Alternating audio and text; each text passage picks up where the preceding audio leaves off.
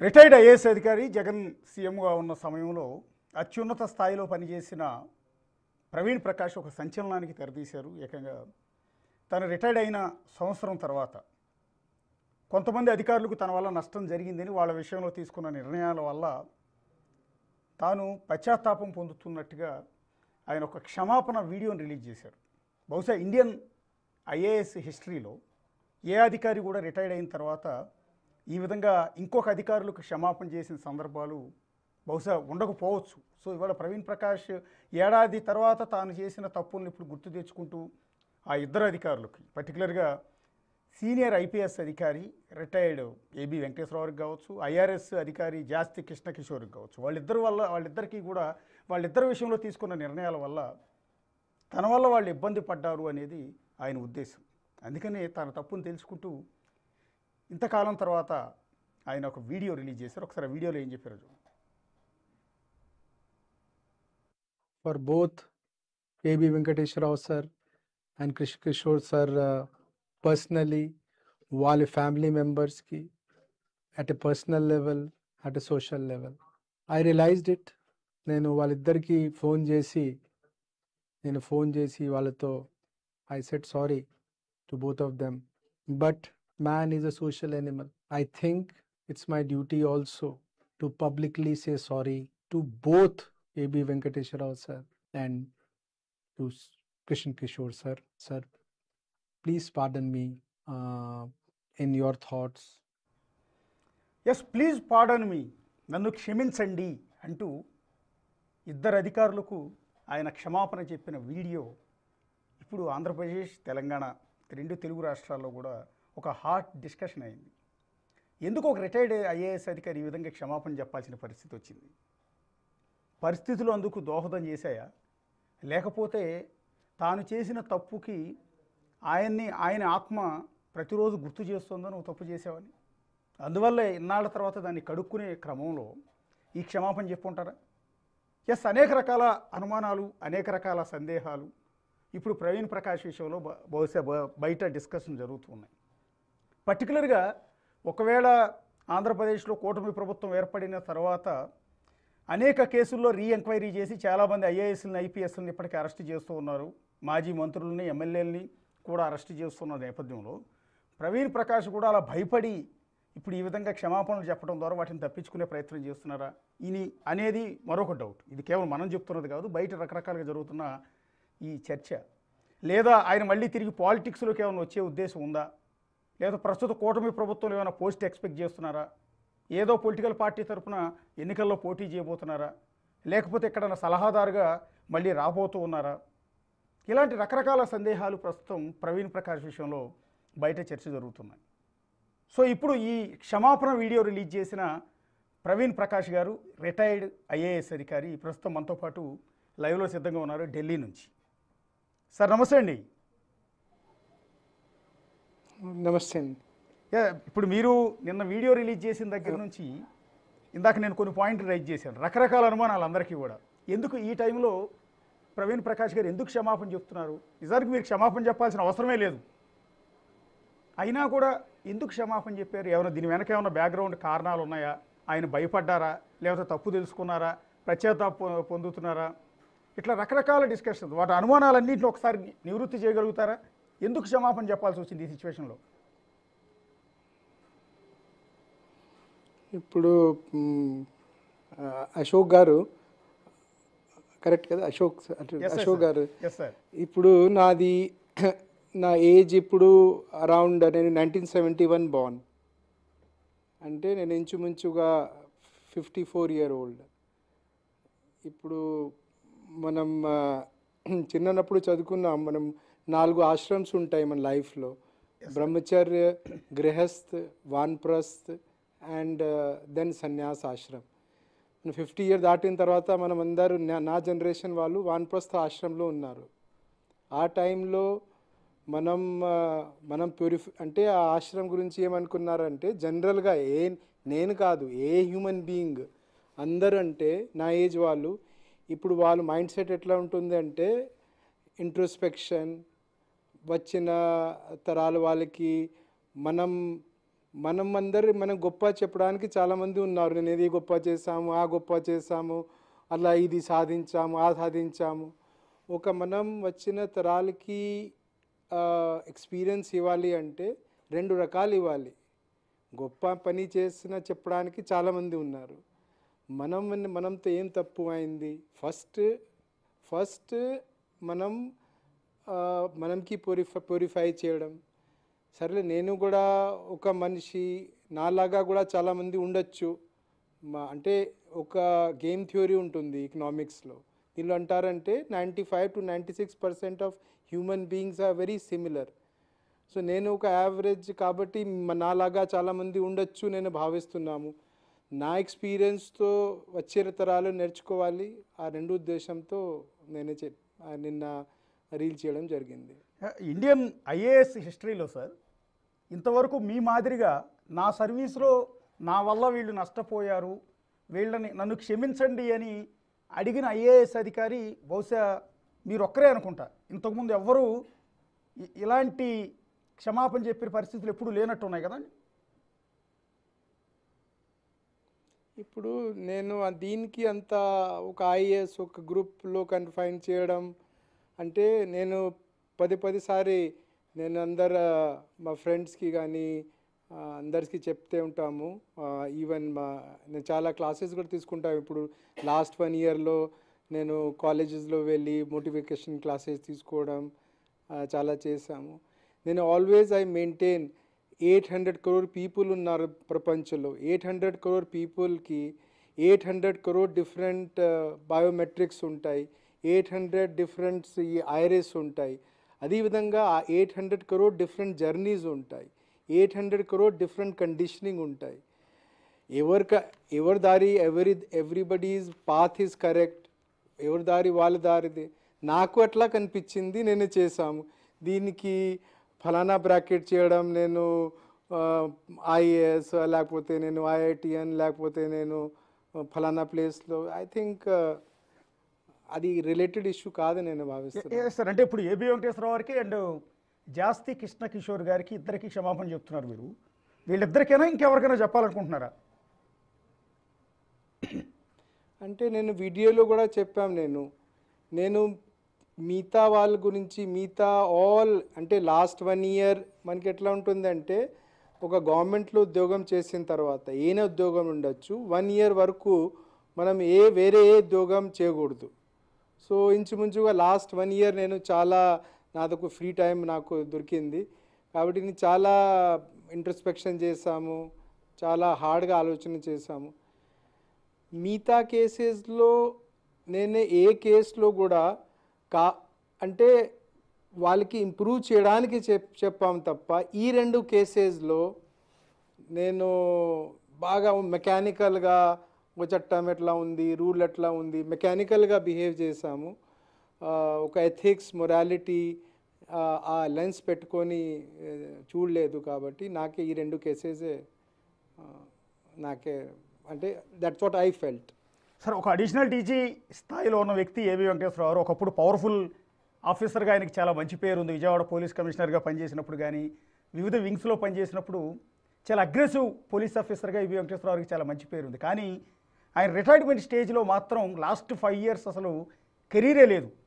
మీరంటే వీఆర్ఎస్ తీసుకున్నారు, ఆయన వీఆర్ఎస్ తీసుకోకపోయినా కూడా ఆయన్ని సస్పెండ్ చేసి జీతం కూడా ఇవ్వకుండా చాలా ఇబ్బందులు పెట్టి ఆయన్ని తీవ్రంగా బాధ పెట్టారు. సో ఇప్పుడు మీరు అనిపిస్తుందా నా వల్ల ఆయన లాస్ట్ 5 ఇయర్స్ తీవ్రంగా నష్టపోయారు అనే రిగ్రెట్ ఫీల్ అవుతున్నారా?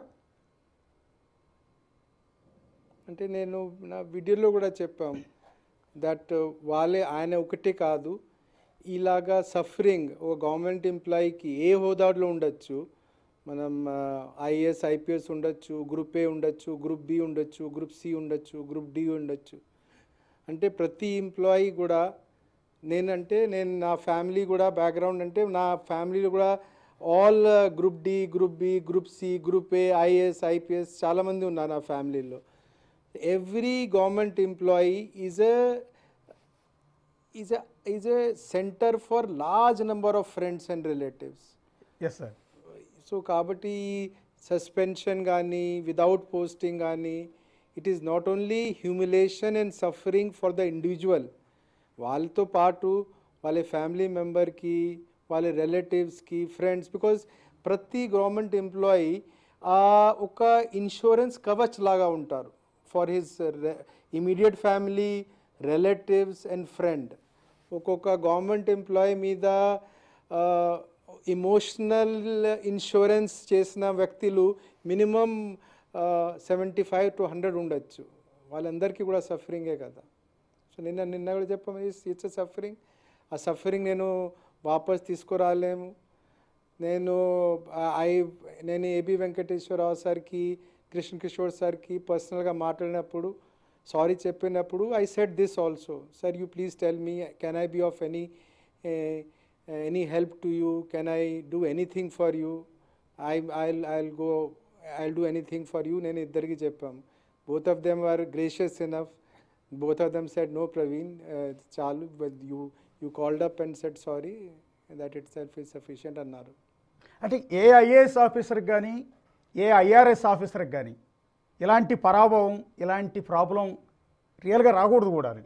అది కూడా తప్పులు చేసిన అధికారులకి శిక్ష పడిందంటే, లేకపోతే పనిష్మెంట్ ఇచ్చారంటే అర్థం ఉంటుంది. కానీ ఒక పవర్ఫుల్ ఆఫీసర్, ఇద్దరు కృష్ణకిషోర్కి ట్రాక్ రికార్డ్ చూసినా కూడా చాలా మంచి ఆఫీసర్.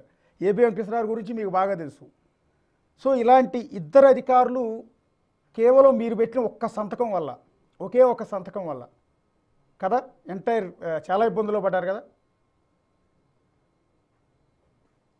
అంటే నేను రీల్లో కూడా చెప్పాం, it is like lot of my friends ఢిల్లీలో కూడా అంటారు, అంటే నువ్వు ఒక చైన్లో నువ్వు మధ్యలో కూడా ఉన్నావు, నువ్వు ఏనా చేస్తే outcome could have been the same.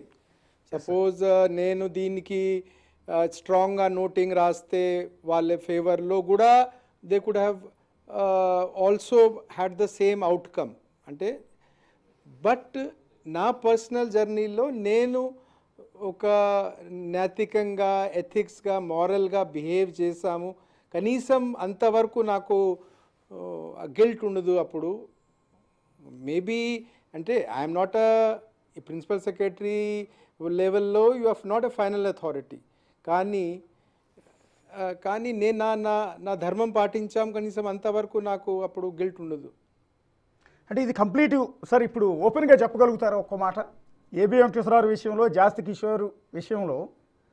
So అప్పుడు అధికారంలో ఉన్న ముఖ్యమంత్రి, లేకపోతే ముఖ్యమంత్రి పక్కన ఉన్న ఆ స్థాయిలో ఉన్న వ్యక్తులు ఇచ్చిన ఆదేశాలతో మీరు వాళ్ళ మీద యాక్షన్ తీసుకోమని నోట్ రాశారా, లేకపోతే మీ ఓన్గానే డెసిషన్ తీసుకున్నారా? ఇప్పుడు there is a saying in Hindi, నాకు తెలుగులో అలా ఉందా లేదా, ఎస్ సార్, అకల్మంద్కు ఇషారా కాఫీ అంటారు హిందీలో.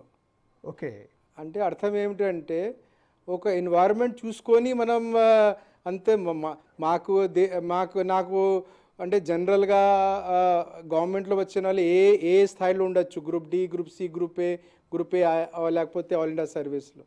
అంటే ఎవరు నాకు ప్రత్యక్షంగా అట్లా చెప్పాల్సిన అవసరం లేదు. ఎవరంటే ఎన్వైరన్మెంట్ చూసుకొని మనకి అర్థమవుతుంది. ఒక ఆఫీసర్లు వితౌట్ పోస్టింగ్ ఉన్నారంటే 6 నెలల నుంచి, అంటే what is the I'm able to understand కదా, ఎందుకు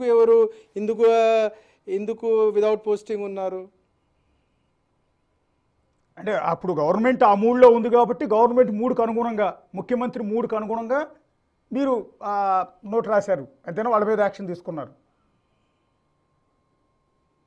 మీరు this question many people ask us. నేను ఐ విల్ రిక్వెస్ట్ యూ, మీరు మీ అందరితో కూడా నేను రిక్వెస్ట్ చేస్తున్నామంటే, నా జనరేషన్లో, అంటే నేను 71 బాన్, నా జనరేషన్లో గవర్నమెంట్లో ఉద్యోగంలో వచ్చిన వాళ్ళు ఎవరు అంటే అది ఐఏఎస్ ఐపీఎస్ ఉండొచ్చు, ఏపీపీఎస్సీ ఉండొచ్చు, డిఎస్సి ఉండొచ్చు. We all are from either middle class family or poor family. 80s 90sలో వచ్చిన వాళ్ళు. మనమందరికీ ఈ 20th సెంచరీలో సర్వైవల్ ఇన్స్టింక్ట్ చాలా స్ట్రాంగ్గా ఉంటాయి మనకి. అంటే ఉద్యోగం లేకపోతే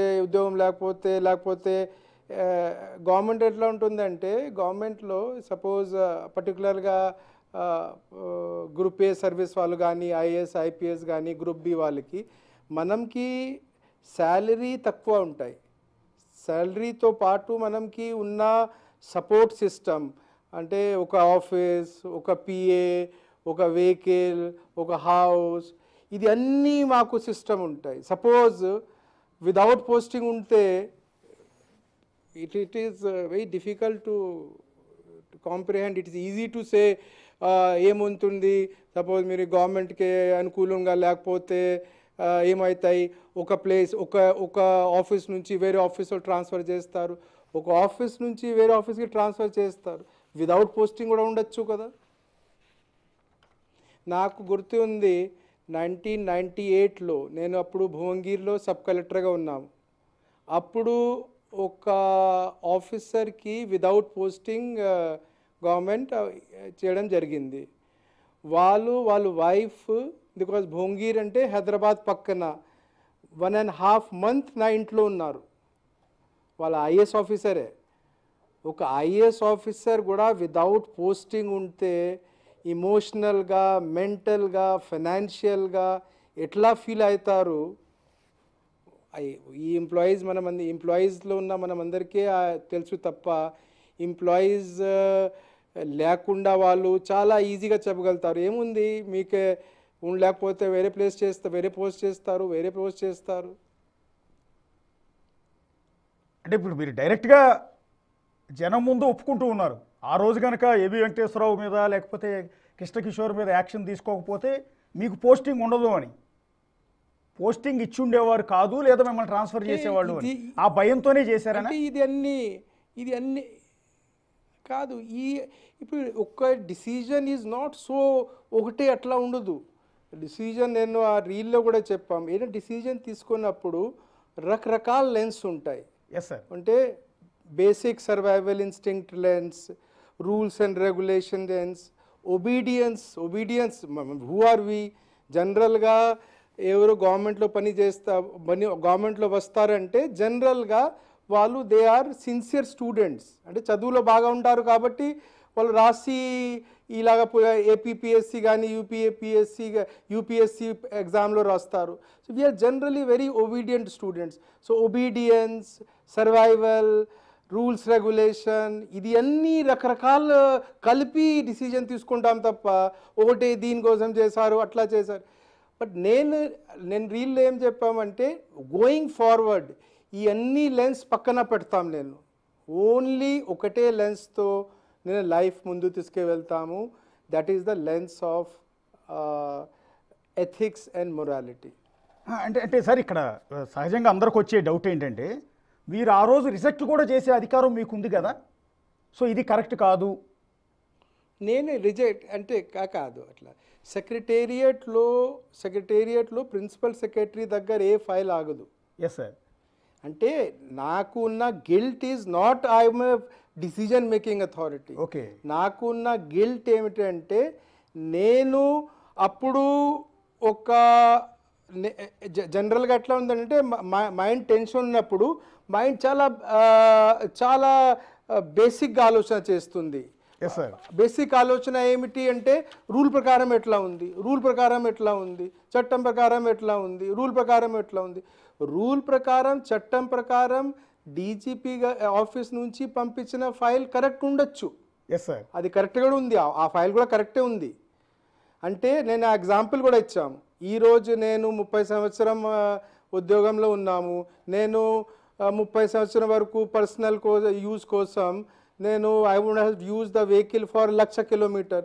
ఈరోజు సపోజ్ ఎవరు ఒక గవర్నమెంట్ ఆఫ్ ఆంధ్రప్రదేశ్ నాకు ఒక నోటీస్ ఇస్తే దట్ నువ్వు పర్సనల్ యూజ్ కోసం 1,00,000 కిలోమీటర్ యూజ్ చేసావు, నువ్వు పెనాల్టీతో పాటు ట్రెజరీలో 40 లక్షల రూపాయలు కట్టండి అంటే నేను రిటైర్ అయిన రోజు నా దగ్గర 20 లక్షల రూపాయలు ఉంది నా దగ్గర సేవింగ్, దీనికి డబల్ నువ్వు కట్టు అంటే నేను పిఎఫ్ నుంచి నాకు వచ్చిన అమౌంట్ గ్రాట్యుటీ నుంచి పే చేయాల్సింది ఉంటుంది. ఏ కోర్టు నాకు రిలీఫ్ ఇవ్వరు. సో చట్టం ప్రకారం చాలా ఇష్యూస్ కరెక్ట్ ఉండొచ్చు. But first lens is ethics and morality lens.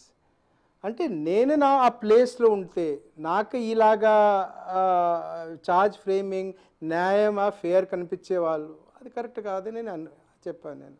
అంటే ఆల్ ఇండియా సర్వీసెస్ రూల్స్ 1968 ప్రకారం article 14 and 21 equality and justice ప్రకారం ఇన్ కేస్ గవర్నమెంట్ తీసుకున్న డెసిషన్ని, గవర్నమెంట్ మీన్స్ ముఖ్యమంత్రి తీసుకున్న డెసిషన్ని ఐఏఎస్ అధికారి లేదా ప్రిన్సిపల్ సెక్రటరీ హోదాలో ఉన్న వ్యక్తి రిజెక్ట్ కూడా చేసే ఆప్షన్ మీకు ఉంది కదా సర్వీస్ రూల్స్ ప్రకారం. అయితే sir we're in democracy. India 1947లో 1950లో ఇండియా దగ్గర చాలా ఆప్షన్స్ ఉన్నాయి. చాలా ఆప్షన్ అయినప్పుడు India could have gone for rules by bureaucrats, rule by kingdoms, rules by different. India has adopted for democracy. Then a democracy adopt ayaniki deeniki saransham emiti ante constitution lo kuda chuste the final elected representatives have two roles. The highest roles is with cabinet ki rendu roles untayi. Assembly lo velli chattam cheyadam oka role, సెక్రటేరియట్లో కూర్చొని పరిపాలన ఇవ్వడం second role. ఒక officer ఒక బ్యూరోక్రాట్కి ఒక elected government ఇచ్చిన decision reject చేస్తే మన డెమోక్రసీకి ఇది డెమోక్రసీకి కాన్స్టిట్యూషన్కి అపమానం చేసిన కింద లెక్క కదా. అంటే తప్పు అనిపించిన సందర్భంలో సార్, అంటే మీకు ఆ రోజు తెలుసు కదా ఏబి వెంకటేశ్వరరావు పవర్ఫుల్ ఆఫీసర్, ఇది ఇతని విషయంలో మనం చేసేది కరెక్ట్ కాదు అని మీకు తెలుసు కదా, మీ సబ్కాన్షియస్ మైండ్కి తెలుసు కదా ఆ రోజు. అలాగే జాస్తి కృష్ణకిషోర్ తప్పు చేయలేదు అన్న విషయం మీకు తెలుసు కదా. సో ఆ నిమిషంలో మీరు రిజెక్ట్ చేసే అవకాశం ఉంది కదా అంటున్నాను నేనే. అంటే పొలిటికల్ ప్రెషర్ వల్లే యాక్సెప్ట్ చేయాల్సి వచ్చిందా అని అడుగుతున్నా. పేపర్ అంటే that's again you are coming back to the same మీరు ఫస్ట్ క్వశ్చన్ అడిగిన. అంటే పేపర్లో కరెక్టే ఉంది కదా. ఓకే, పేపర్లో చట్టం ప్రకారం వచ్చిన ఫైల్ అది అంటే ఫ్లిమ్సీ గ్రౌండ్ అంటారు కదా, నేను చెప్పాను కదా ఫ్లిమ్సీ గ్రౌండ్లో ఉంది. ఫ్లిమ్సీ గ్రౌండ్ బట్ ఎవరు బాగా లెన్స్లో పెడితే చాలా దూరితే చట్టం ప్రకారం చట్టం ప్రకారం తప్పే. బట్ ఎథిక్స్ మొరాలిటీ ప్రకారంగా కరెక్ట్ కాదు నేను భావించి. ఇప్పుడు దీనికి అలాగా డిసిజన్ మీరు ఫండమెంటల్గా ఎందుకు వెళ్ళారంటే I'm saying it's a complex lens ఉన్నాయి. లెన్స్ ఆఫ్ రూల్ రెగ్యులేషన్ ఉంది, ఒబీడియన్స్ నేచర్ ఉంది, సర్వైవల్ ఇన్స్టింక్ట్ ఉంది. మీరు చూస్తున్నారు 15 మంది వితౌట్ పోస్టింగ్ ఉన్నారంటే కరెక్టే కదా, government is angry with them. అంటే సార్ బేసిక్గా ఈ జనరేషన్ అని కాదు, గత 5-6 జనరేషన్ నుంచి, అంటే దేశానికి స్వాతంత్రం వచ్చినప్పటి నుంచి ఎవరిని అడిగినా కూడా నువ్వు పెద్ద అయిన తర్వాత ఏమవుతావు అని పిల్లల్ని అడిగితే, వాళ్ళ పేరెంట్స్ని అడిగితే వాళ్ళు ఏమంటారంటే మా అబ్బాయి లేదా మా అమ్మాయి ఐఏఎస్ అవ్వాలి, ఐపీఎస్ అవ్వాలి. అంటే ఆ పోస్ట్ అంటే మీలాంటి హోదాలో పనిచేసిన వ్యక్తులను చూసి మా అందరికి ఇన్స్పిరేషన్. ఒకప్పుడు ప్రవీణ్ ప్రకాష్ గారు ఒక పవర్ఫుల్ ఆఫీసర్ మా అందరి దృష్టిలో. సో మిమ్మల్ని ఇన్స్పిరేషన్గా తీసుకుని చాలామంది పిల్లల్ని ఐఏఎస్లు ఐపీఎస్లుగా చేశారు. కానీ అలాంటి సిచ్యువేషన్ నుంచి ఈరోజు ఐఏఎస్ అంటే ఇండియన్ అడ్మినిస్ట్రేటివ్ సర్వీస్ నుంచి పోయి ఐఆర్ఎస్ అనుకునే పరిస్థితి రాలేదా పొలిటికల్ లీడర్ల దగ్గర? ఇప్పుడు ఐ డోంట్ థింక్ ఇది ఇప్పుడు 1947లో కూడా అట్లా ఉంది, ఇప్పుడు కూడా అట్లా ఉంది. మీకు ఒక ప్రైవేట్ ఆర్గనైజేషన్తో కంపేర్ చేస్తే మనం యాజ్ ఏ ఐఏఎస్ ఐపీఎస్గా మనం ఎంప్లాయీస్లో హైయెస్ట్గా ఉన్నాం. బట్ వీఆర్ నాట్ ద ఒక ప్రైవేట్తో కంపేర్ చేస్తే మీరు బోర్డ్ ఆఫ్ డైరెక్టర్ కాదు, మనం బోర్డ్ ఆఫ్ డైరెక్టర్ కాదు. We are board of director in democracy is a cabinet. అప్పుడు కూడా but among the employees as we are the group D, group C, group B, group A all India సర్వీస్లో హైయర్గా ఉన్నాం. ఎవరు వస్తారు అని ముందు కూడా చెప్పాను మీకు. ఎవరు వస్తారు గవర్నమెంట్కి? మిడిల్ క్లాస్ పూర్ ఫ్యామిలీలో బాగా చదువుకున్న పిల్లలు, వాళ్ళ పేరెంట్స్కి పిల్లలకి గవర్నమెంట్లో ఉద్యోగం ఇవ్వాలా చేయాలా వాళ్ళకే మనసు ఉంటే వాళ్ళు వస్తారు. ఇప్పుడు నేను ఎగ్జాంపుల్ చెప్తాను మీకు 2. నేను చాలా పేరు చెప్పము, బట్ చాలా అర్లీగా నేను